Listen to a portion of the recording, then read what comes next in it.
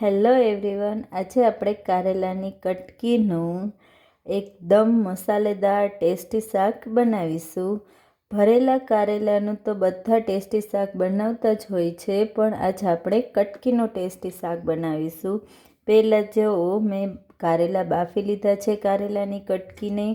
પછી આપણે તેને એક ચમચાની મદદ વડે એમાંથી પાણી નિતારી લેશું, એટલે એની કડવાટ હોય એ બધી નીકળી જાય. પાણીના મદદથી કડવાશ ઓછી થઈ જાય છે અને શાક મીઠું લાગે છે.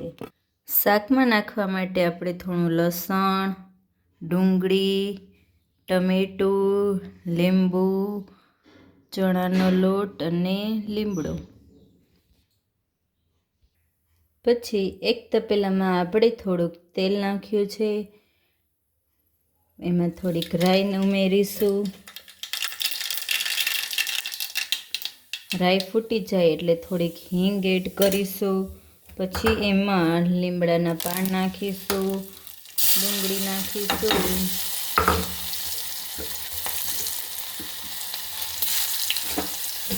અને એને બરાબર હલાવીશું.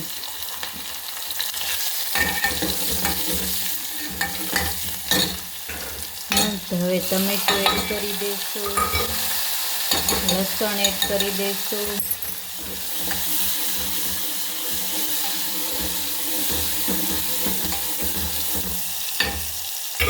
લસણ એડ કર્યા પછી એને થોડીક વાર ચડવા દઈશું.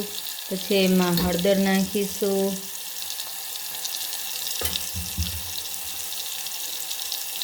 સ્વાદ પ્રમાણે આપણે નિમક એડ કરીશું.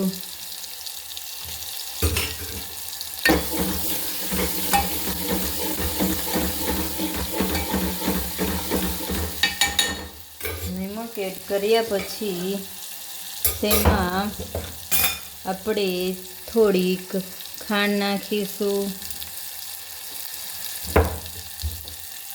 પછી ચણાનો લોટ એમાં એડ કરી દઈશું. ટમેટાને ડુંગળી ચડી જાય પછી એમાં ચણાનો લોટ એડ કરી થોડુંક પાણી નાખીશું.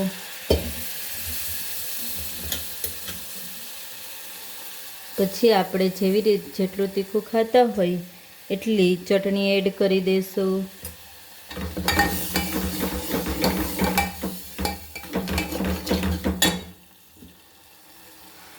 જોઈ શકો છો તમે કે આપણું શાક કેવું બની રહ્યું છે.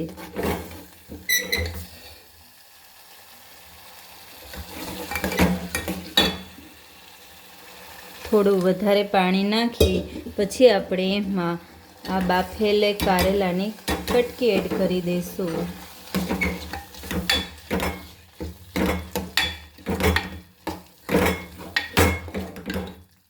પછી તમે લોકો વધારે ચણાનો લોટ એડ કરીને વધારે એવું ખાવું હોય તો ગ્રેવીવાળું તો વધારે ચણાનો લોટ નાખો. હવે તેને થોડીક વાર ચડવા દઈશું.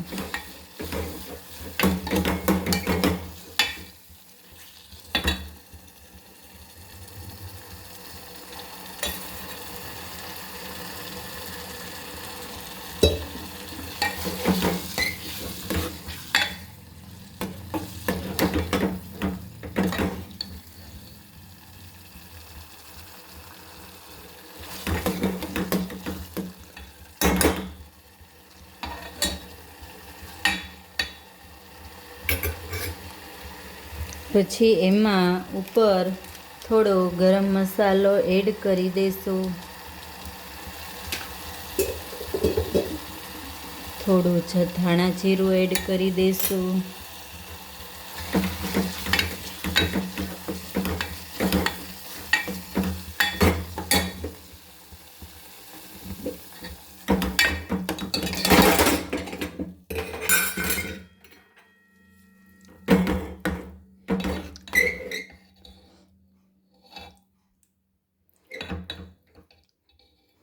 આ જોઈ શકો છો તમે કેવું આપણું શાક રેડી થઈ ગયું છે.